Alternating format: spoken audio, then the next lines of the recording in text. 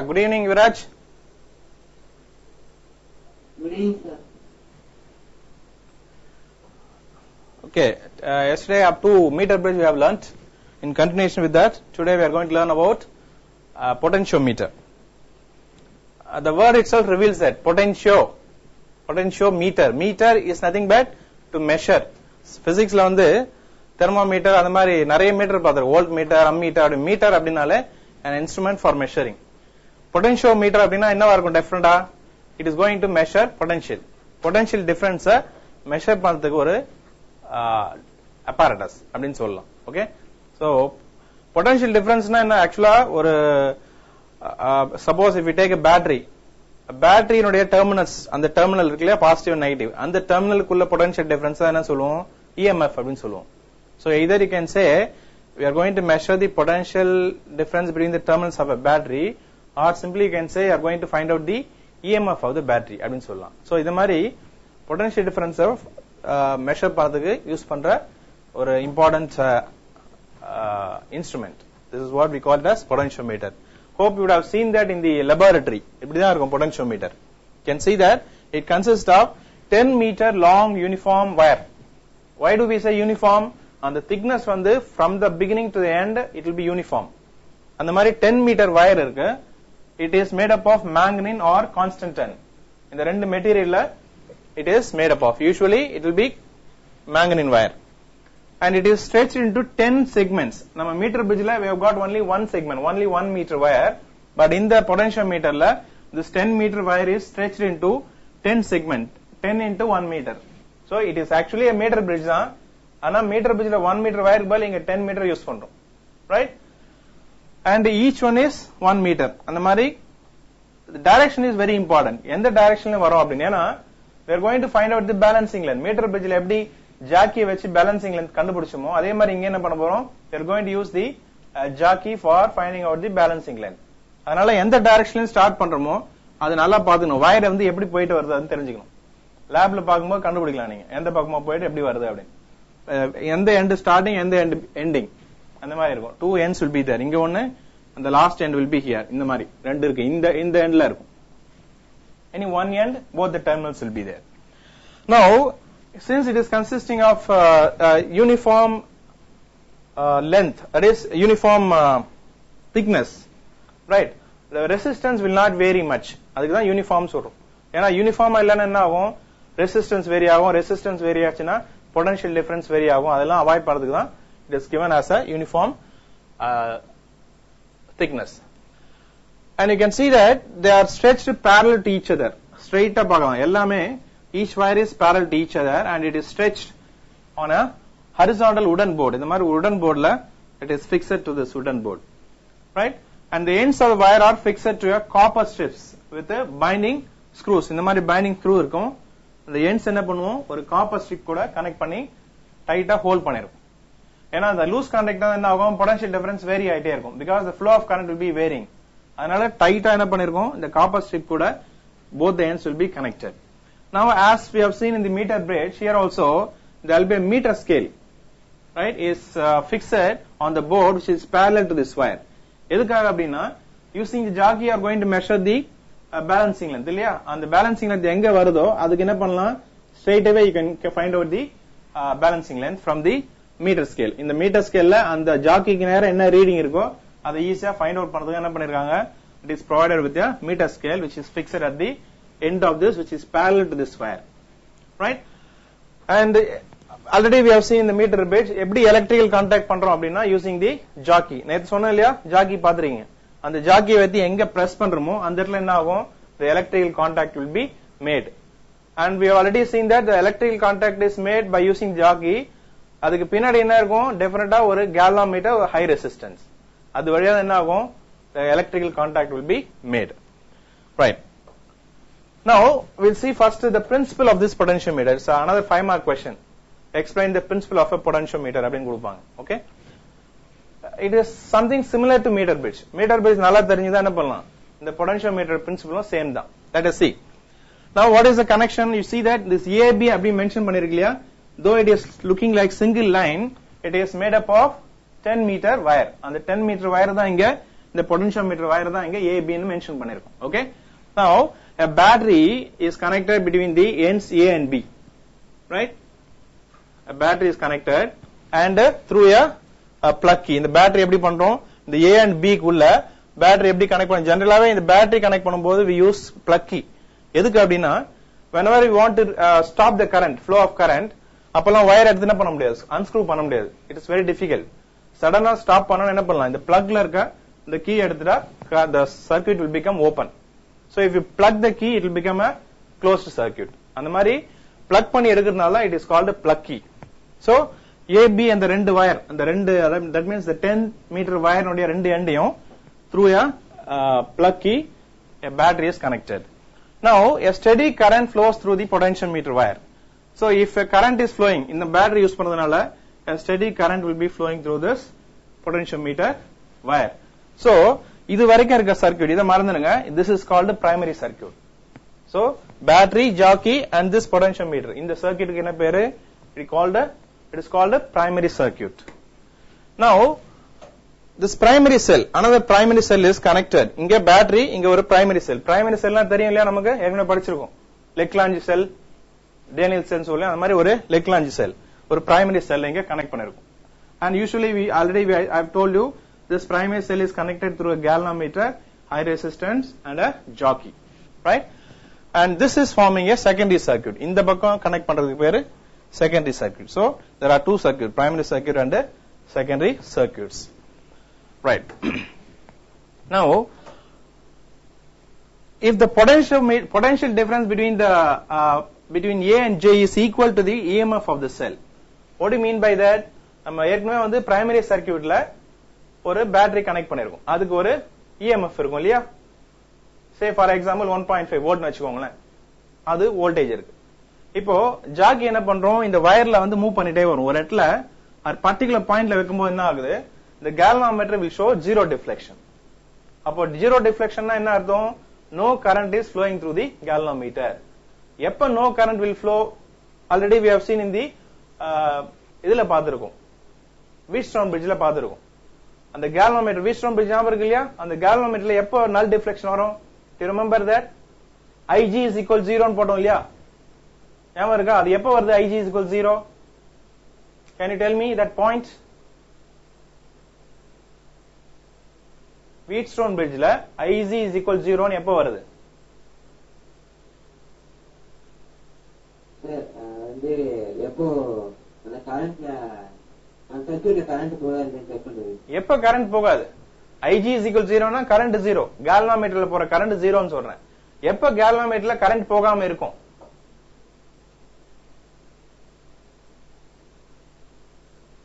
அந்த நெட்வொர்க் இருக்கு இல்லையா, AB, that is ABCD network இருக்கு இல்லையா, அந்த கார்னர் 4 கார்னர்ஸ் வரும் இல்லையா, அதுல B and D அந்த ரெண்டு பாயிண்ட், ரெண்டு ஜங்ஷன் இருக்கு இல்லையா, அந்த ரெண்டு ஜங்ஷனும் if they are at the same potential, அப்ப என்ன ஆகும், no current will flow.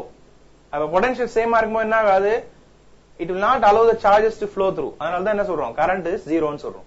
அதே மாதிரி இங்கேயும் இந்த ஜாக்கியை மூவ் பண்ணிட்டே வரும்போது at a particular point the galvanometer will show zero deflection. That means current will not flow. அப்போ இந்த AJ ன்னு சொல்றோம் இல்லையா, அந்த பொட்டன்ஷியோமீட்டர் வயர் ப்ரீவியஸ்ல சர்க்யூட்ல பார்த்தோம் இல்லையா, ஒரு அந்த 10 மீட்டர் வயருடைய பிகினிங் வந்து A, எண்டிங் வந்து B ன்னு சொல்றோம். நம்ம எங்க ஜாக்கி வைக்கிறோமோ அந்த பாயிண்ட் தான் J. அப்போ A to J இருக்கு இல்லையா, அந்த பொட்டன்ஷியல் டிஃபரன்ஸும் நம்ம பிரைமரி சர்க்யூட்ல இருக்க பேட்டரியோட EMF-உம் ஈக்குவலா இருந்தா என்ன ஆகும், no current will flow through the galvanometer. அப்போ galvanometer will show zero deflection. இப்போ அந்த பாயிண்ட்ல என்ன பண்றோம், ஜாக்கி நிறுத்திட்டு we are going to measure the balancing length starting from A 1 meter, second 2 meter, third 3 meter, that means 300 centimeter, fourth 400 centimeter, அப்படியே measure பண்ணிட்டே வரும். அப்ப எங்க ஜாக்கி இருக்கோ அது வந்து சப்போஸ் 54 ன்னு வெச்சுக்கோங்க, அப்போ 4 மீட்டர் தாண்டி 54, அப்போ 454, 4.54 மீட்டர்ல என்ன ஆகுது, ஒரு எக்ஸாம்பிள், அந்த இடத்துல என்ன ஆகுது, இந்த galvanometer showing zero deflection. அப்போ பேலன்சிங் லென்த் எவ்வளவு, இப்போ 4.54, அதுதான் என்ன சொல்றோம், L அப்படின்னு சொல்றோம், right? Now at this point L, அந்த L தான் சொல்றோம் இல்லையா, அந்த பாயிண்ட்ல என்ன ஆகுது, potential difference across AJ will be equal to IRL. What is IRL?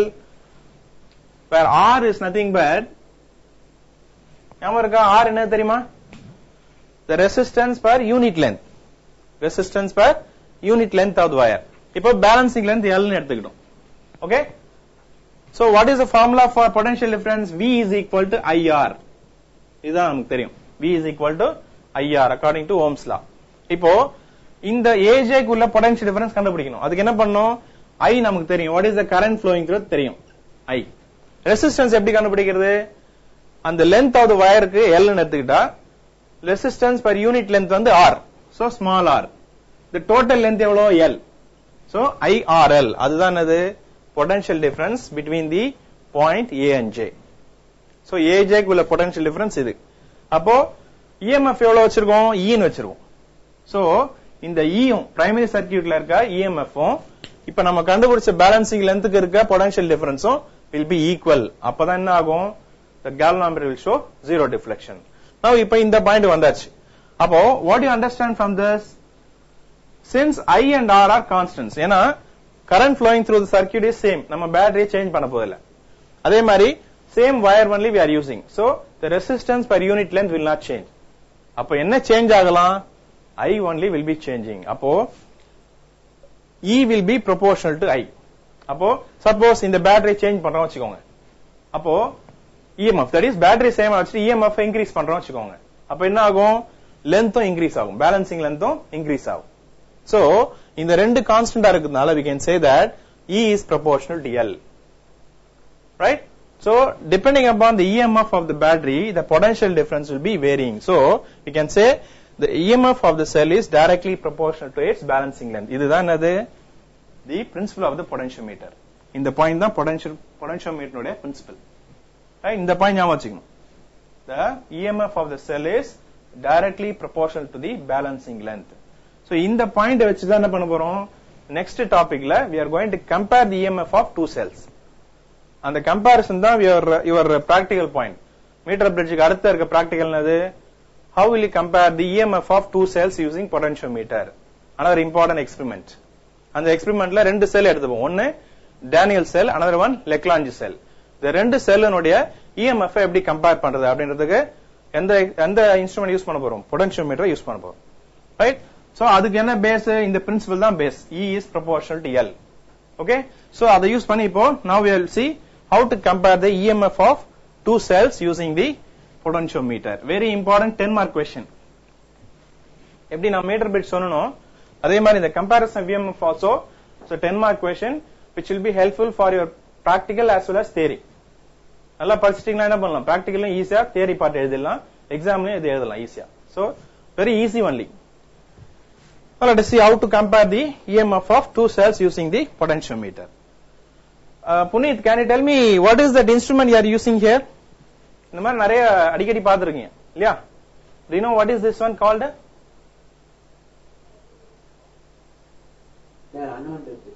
அதுக்கு பேர் என்ன sir?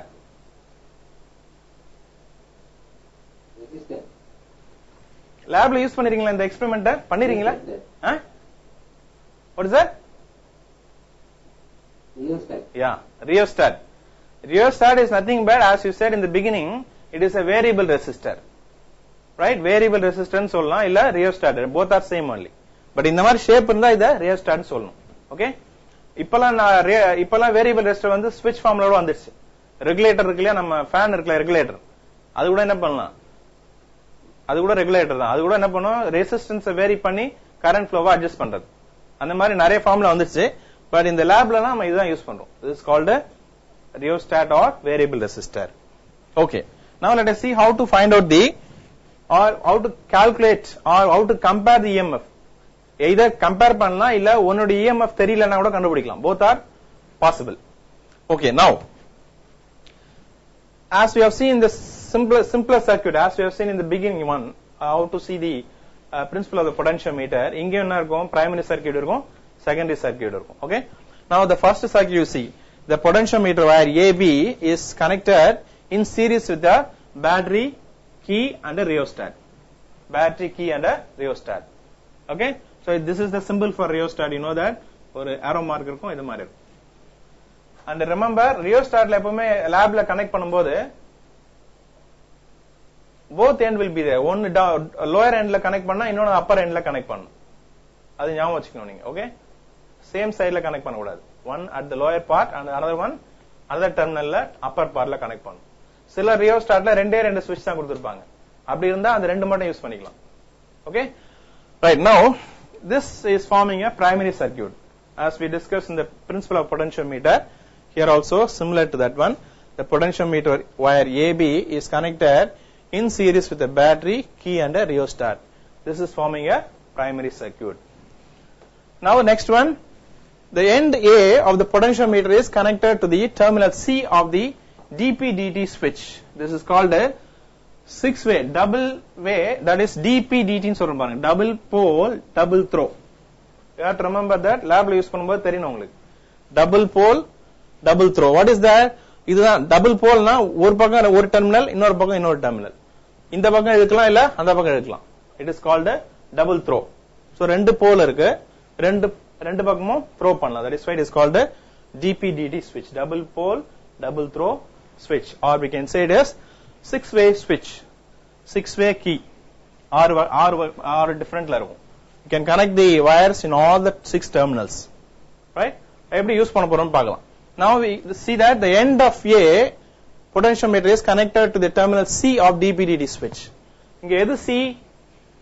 You know that there are this is C1 D1 and this is the other terminal. We can see that in the textbook. You can see that it is 2 terminals are there. இங்க மிடில்ல இருக்கிறது வந்து CD ன்னு சொல்லுவோம், இத வந்து C1 D1 சொல்லுவோம், இத C2 D2 ன்னு சொல்லுவோம். ஓகே, C1 D1 ஜெனரலா மிடில்ல இருக்கிறத நம்ம கம்பேர் பண்ணுவோம், CD அப்படின்னு சொல்லுவோம். ஓகே, இந்த CD ல எங்க கனெக்ட் பண்றது என்னது? பொட்டன்ஷியோமீட்டரோட A எண்ட் இருக்குல, ஃபர்ஸ்ட் எண்ட் டெர்மினல், அந்த டெர்மினல் என்ன பண்றோம்? இங்க கனெக்ட் பண்றோம். ஓகே, இப்போ இந்த டெர்மினல் எங்க கனெக்ட் பண்றோம் பார்க்கலாம். இந்த செகண்ட் டெர்மினல் இருக்குல, இந்த டெர்மினல் தான் என்ன பண்ண போறோம்? ஒரு high resistance galvanometer and jockey.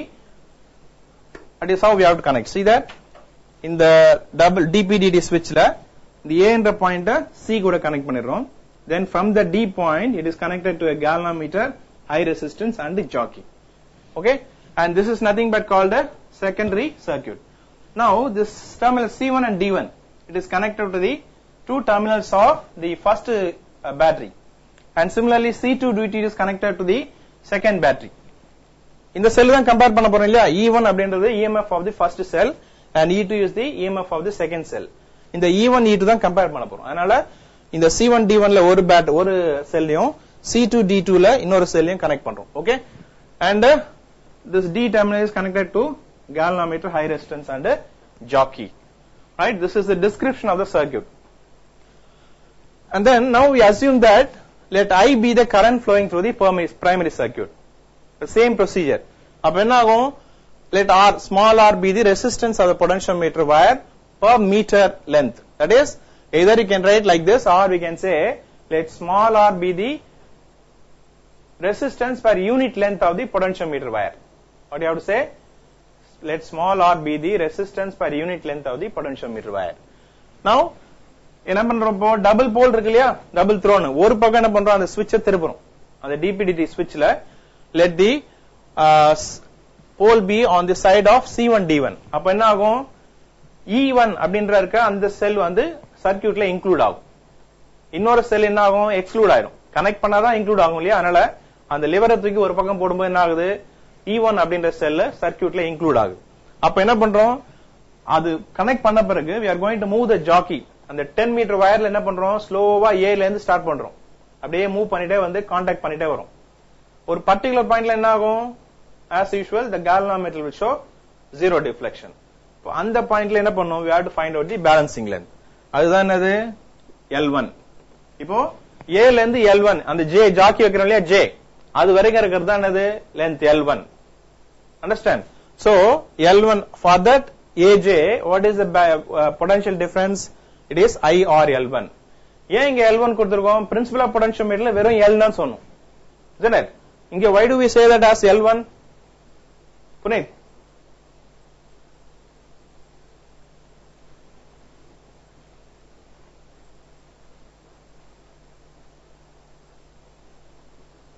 இன்னொரு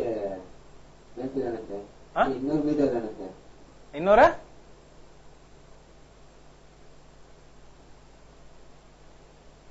Yuvraj. No, Yuvraj. Yesterday we saw that is we have seen that just now in the potentiometer principle L is the balancing length சொல்லணும். Where E is proportional to L னு இப்பதான் பார்த்தோம்.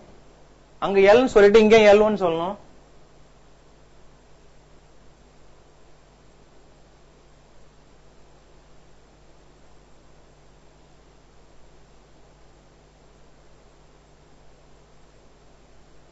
Nitya, quickly.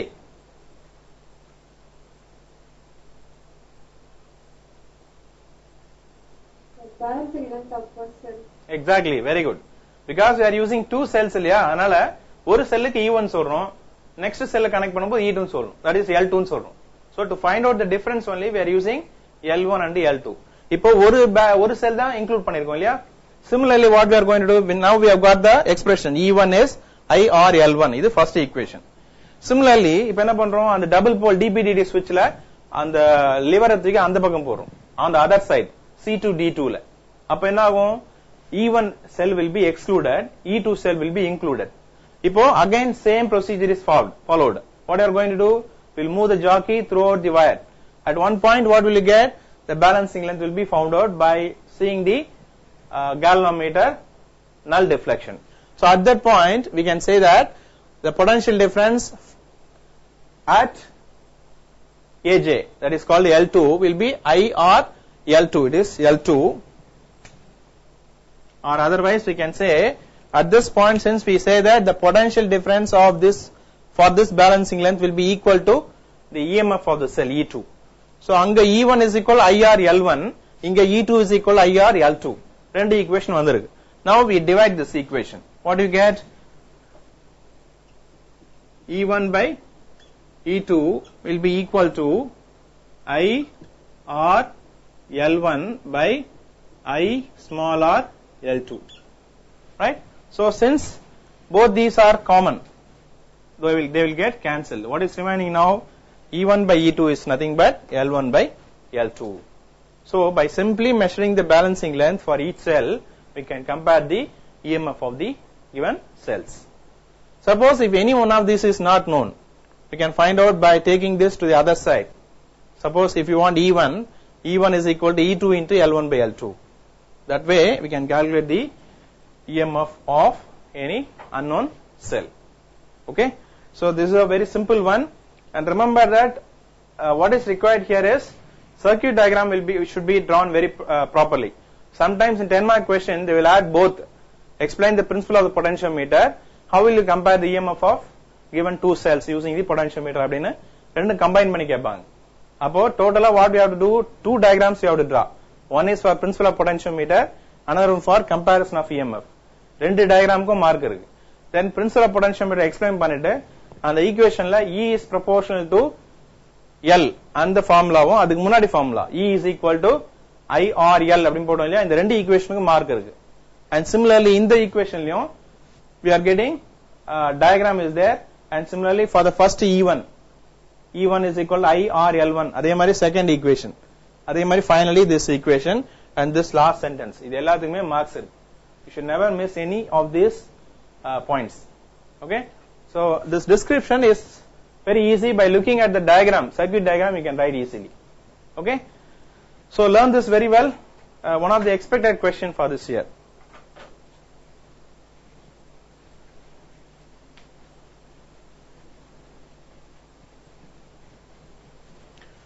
The next one is the another important, already we have discussed about this, I think, the comparison of EMF and potential difference. 3 points should be there. One of the important, very important 3 mark question. So note down this. In the textbook only 2 points are given, but we have to add one more point.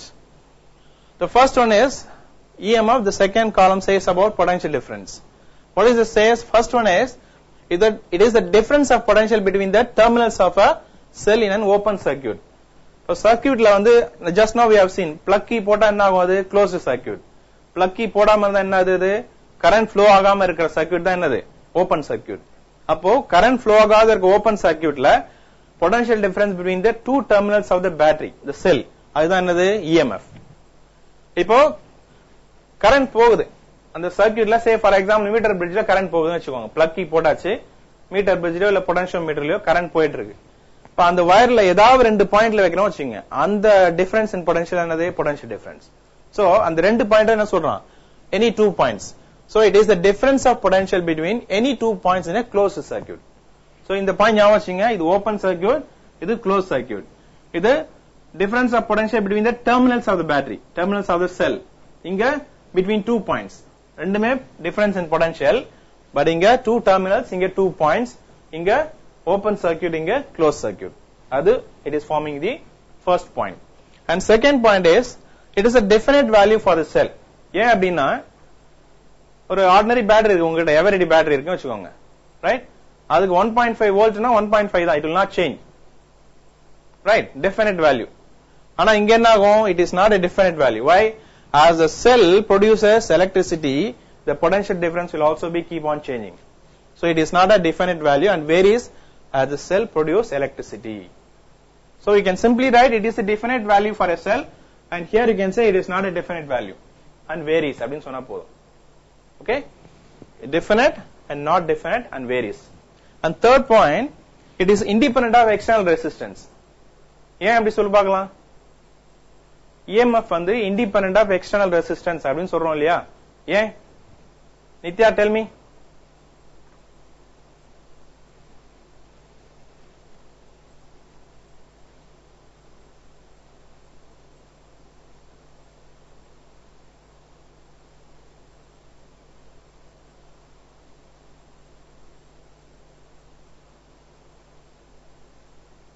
Quickly. There is no resistance. That is, I said it is independent of external resistance. ஏன் அப்படி independent of external resistance சொல்றோம்?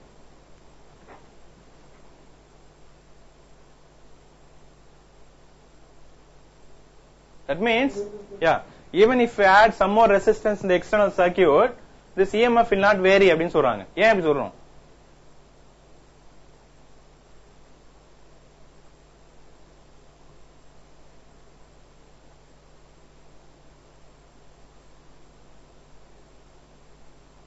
Yuvraj, simple point தான்.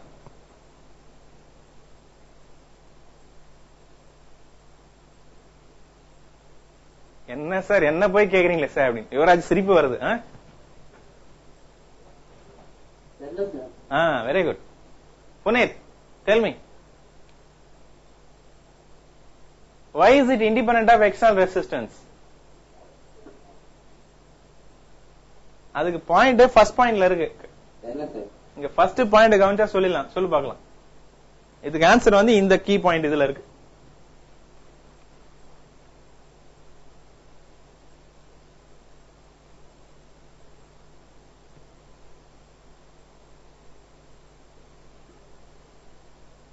See, EMF எங்க measure பண்றோம்?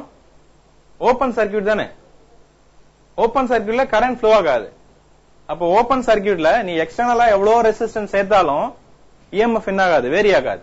ஏன்னா கரண்டே flow ஆகாது. எக்ஸ்டர்னல்ல ரெசிஸ்டன்ஸ்ல கரண்டே flow ஆகாது. அப்போ எவ்வளவு ரெசிஸ்டன்ஸ் ஆனாலும் கரண்ட் ஃப்ளோ ஆகாதனால ஓபன் சர்க்யூட்னால we say that it is independent.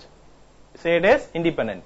ஆனா இங்க வந்து closed circuit, கண்டிப்பா கரண்ட் ஃப்ளோ ஆகுது. அப்போ definitely it is directly proportional to the external resistance. அப்போ potential difference definitely எதை பேஸ் பண்ணிருக்கு? external resistance பேஸ் பண்ணிருக்கு. As you increase the resistance, this potential difference between 2 points will also increase. Okay? Right, these are the 3 important points you have to note down about this differences. Okay, the next one is the electric energy and the electric power. These basic points we have already seen.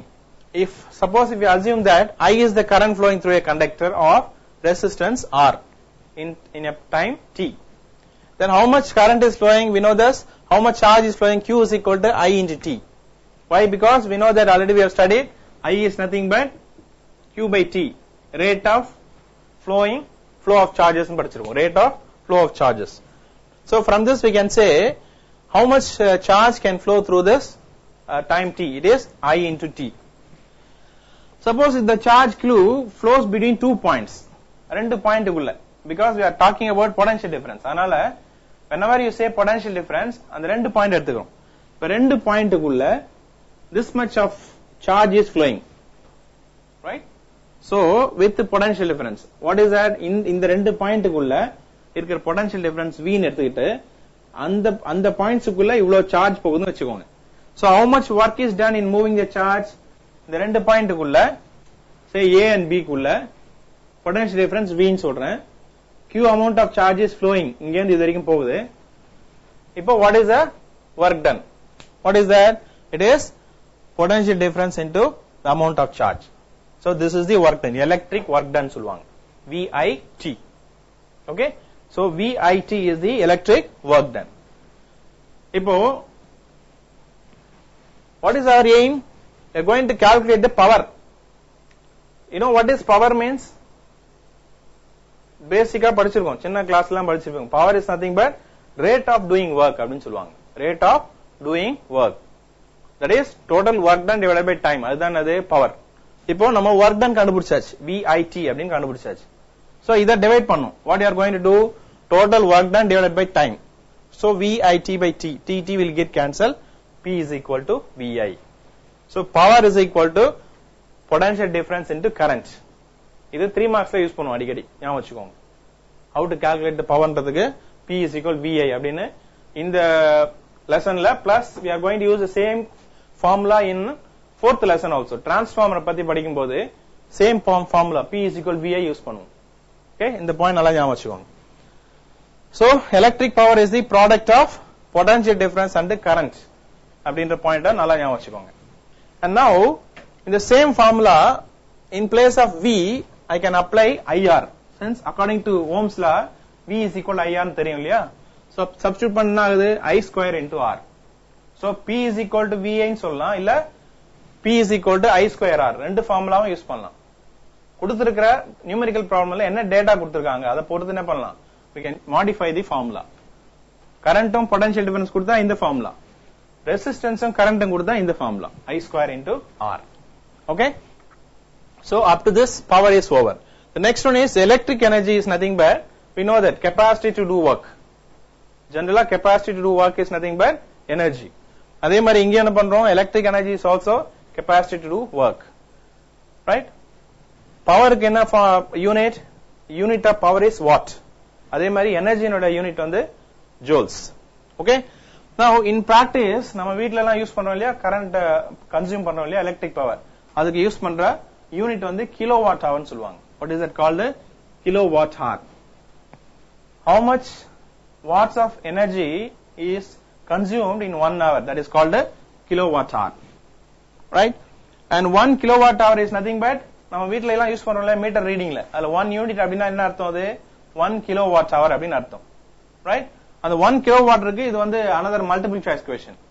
1 kilowatt hour is equal to அப்படினு கொடுப்பாங்க. so how to calculate that? 1 kilo அப்படினாலே 1000, 1 கிலோனா 1000. another one is watt hour. generally நம்ம physics யூனிட்ல we always mention in terms of fundamental units, either second சொல்லுவோம் டைமுக்கு, metre சொல்லுவோம், kilogram சொல்லுவோம். அதே மாதிரி இங்க ஹார்ன் சொல்றது என்ன பண்ணோம், we have to convert it into seconds. அப்ப செகண்ட்ஸா கன்வெர்ட் பண்ணா என்ன ஆகும், 1 ஹாருக்கு 3600 seconds. அப்போ 1 kilowatt hour அப்படின்னு சொல்றது 1000 into 3600 மல்டிப்ளை பண்ணா என்ன ஆகும், we can get 36 into 10 power 5 joules. அப்போ மல்டிபிள் சாய்ஸ்ல கேட்பாங்க, what is 1 kilowatt hour is equal to, choice நிறைய கொடுப்பாங்க, பட் என்ன பண்ணுவாங்கன்னா they will confuse this point. என்ன பண்ணுவாங்க பாருங்க, இப்படி கொடுக்கலாம், 36 into 10 power 5 joules or 3.6 into 10 power 6 joules. are all both the same or not? 36 சொல்லலாம், இல்லனா அதே சேம் or not? 3.6 சொல்லலாம். 3.6 or how much is that?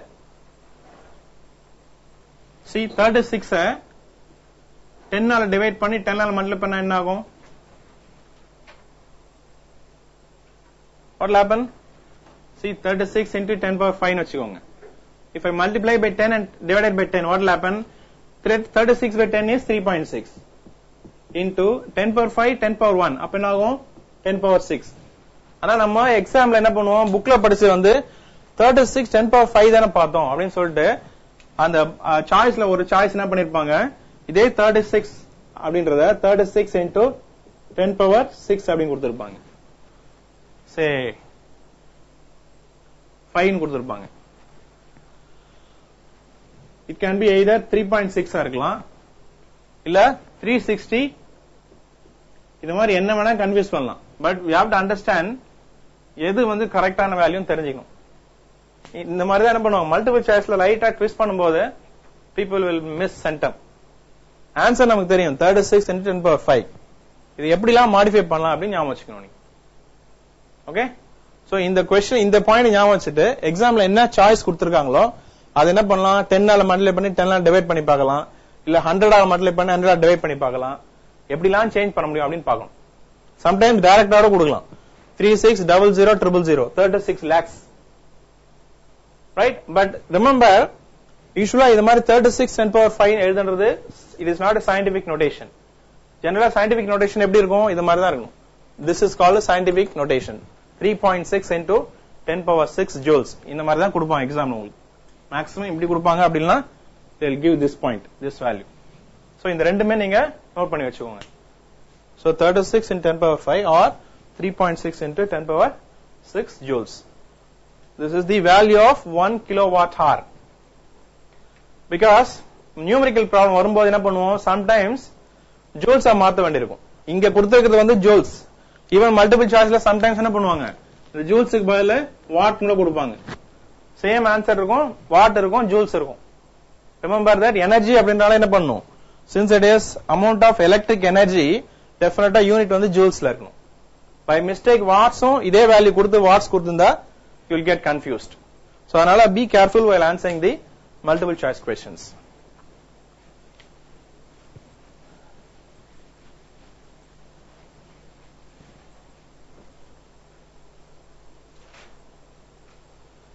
The next one is the last one. We'll see watt meter and then we'll wind off. This is what we call as watt meter. We know that watt is nothing but the unit of power. நம்ம வீட்ல use பண்றோம்ல meter, electric energy consume பண்றதுக்கு reading எடுக்கறாங்க, that is nothing but called watt meter. Earlier way it is called analog. This is called analog meter. This is also analog. Nowadays we have got digital meter also. So modernல என்ன பண்ணுவாங்க, இந்த மாதிரி டிஜிட்டல்ல use பண்றாங்க. But olden days என்ன பண்ணுவாங்க, இந்த மாதிரி different types of meters were used. இதுக்கு முன்னாடி என்ன பண்ணுவாங்க, இந்த அலுமினியம் இருக்குல்ல, இதுக்கு முன்னாடி இந்த பில்டிங்ல people used to keep magnets. கீழ என்ன பண்ணுவாங்க, திருட்டுத்தனமா கரண்ட் எடுக்கறாங்களே, அவங்க என்ன பண்ணுவாங்க, இங்க மேக்னெட்டை வச்சு இந்த மூவ்மெண்ட்டை குறைச்சிருவாங்க. இந்த மேக்னெட்டிக் ஃபீல்ட் வரதுனால உள்ள என்ன ஆகும், அந்த மூவ்மெண்ட் குறைஞ்சிட்டே வரும், ஸ்லோ ஆயிடும். அப்போ இவங்க எவ்வளவு கன்சியூம் பண்ணாலும் மீட்டர் என்ன பண்ணாது, சரியா ஒர்க் பண்ணாது. இந்த மாதிரி எல்லாம் ஃப்ராட் பண்ணிட்டு இருந்தாங்க. அதுக்கப்புறம் தான் என்ன பண்ணாங்க, they changed it into aluminum wheel. இப்போ அலுமினியம் இஸ் நான் மேக்னெட்டிக் இல்லையா, அதனால என்ன ஆகாது, ஸ்லோ ஆகாது, அப்படியே ஓடிட்டே இருக்கும். சோ அந்த மாதிரி எல்லாம் பண்ணிருந்தனால என்ன பண்ணாங்க, nowadays they have gone to this digital watt meter. So it is another 3 mark question. What is a watt meter? So watt meter is an instrument used to measure the electric power consumed. How much power of electricity is consumed or how much energy is absorbed in a unit time by the circuit. Unit time na theriyum namak, rate of doing work nu சொன்னோம் இல்லையா, that is called a unit, that is power. அதான் என்ன சொல்றாங்க, energy consumed in unit time. ரெண்டுமே point same தான். how much power is consumed சொல்லலாம், இல்ல how much energy is absorbed in unit time, both are same. So this is another 3 mark question. The small explanation is there. What does it consist of? A movable coil arranged between the pair of fixed coil in the form of a solenoid. Do you know what is a solenoid? Hope you have read the 3rd lesson in your school. solenoid என்ன தெரியுமா? solenoid தெரியும், solenoid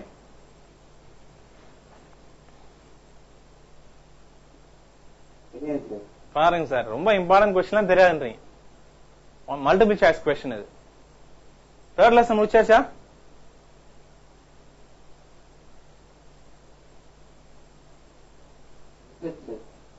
Yuvraj எல்லாருமே முடிச்சிருப்பீங்க இல்லையா 3rd lesson.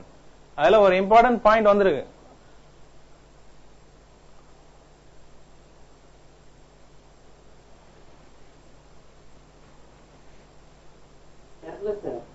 பர்லஸா ஸ்டைலா சொல்றப்பா.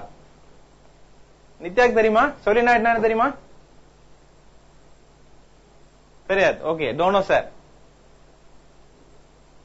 Okay, see it is a long helically wound coil. listen, இந்த வீட்ல எல்லாம் துணி தைக்கிறாங்க இல்லையா, நூல் கண்டு பாத்துறீங்களா? டைலரிங் மிஷின்ல நூல் கண்டு வச்சிருப்பாங்க.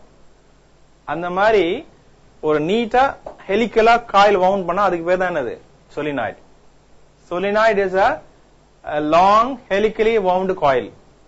ஹெலிக்கல்னா இப்படி சர்க்கிள் மாதிரி ஸ்ப்ரிங் மாதிரி வருது இல்லையா, அந்த மாதிரி வவுண்ட் பண்றதுக்கு பேர் தான் என்னது? Helical. So a long helically wound coil is called a solenoid. அது எது மேல வவுண்ட் பண்ணிருப்பாங்க? ஆனா இன்சுலேட்டர். அந்த வைண்ட் பண்ணிருக்க அந்த மெட்டீரியல் வந்து insulator. Okay, so helically wound coil is called a solenoid. இப்போ அதே மாதிரி தான் இங்க என்ன இருக்கு? The wattmeter has got a movable coil which is arranged between the pair of fixed coil in a form of a solenoid. அந்த மாதிரி circular coil wound பண்ணிருக்கும். அந்த காயில் மேல என்ன ஆகும்? ஒரு பாயிண்டர் இஸ் அட்டாச்ட். இந்த மூவபிள் காயில் இருக்கு இல்லையா, அந்த மூவபிள் காயில் மேல ஒரு பாயிண்டர் இருக்கும். And this pointer is free to move. அப்படி என்ன ஆகும்? நம்ம பைக் எல்லாம் வருது இல்லையா, ஸ்பீடோமீட்டர், ஓடோமீட்டர், ஸ்பீடோமீட்டர்லாம் இருக்கு இல்லையா, அதுல ஒரு நீடில் போயிட்டு இருக்கும் பாருங்க. நம்ம எவ்வளவு ஸ்பீடா போறோமோ அதுக்கு ஏற்ற மாதிரி போயிட்டு இருக்கு இல்லையா, அதே மாதிரி this pointer is free to move, right?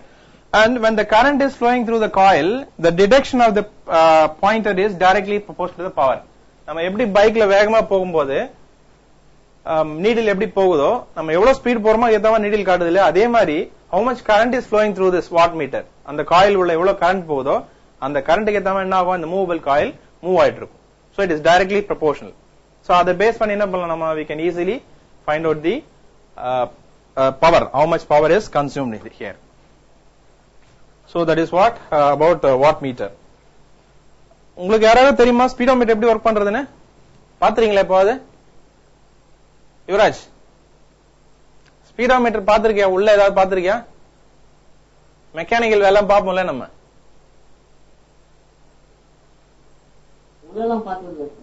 உள்ள பாக்கல. நாளைக்கு வீட்டுக்கு போயிட்டு பைக் காட்டி பாரு, ஸ்பீடோமீட்டர் கேபிள் ஒண்ணு இருக்கும்.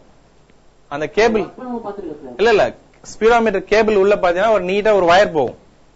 அந்த வயர் வந்து வீல்ல இருக்க டிஸ்க்ல என்ன ஆகும்? பிக்ஸ் பண்ணிருக்கும். வீல் சுத்தும் போது என்ன ஆகும்? அந்த ஸ்பீடோமீட்டர் உள்ள இருக்க அந்த கேபிள் வந்து அப்படியே சுழல ஆரம்பிக்கும். அது சுத்தும் போது என்ன ஆகும்?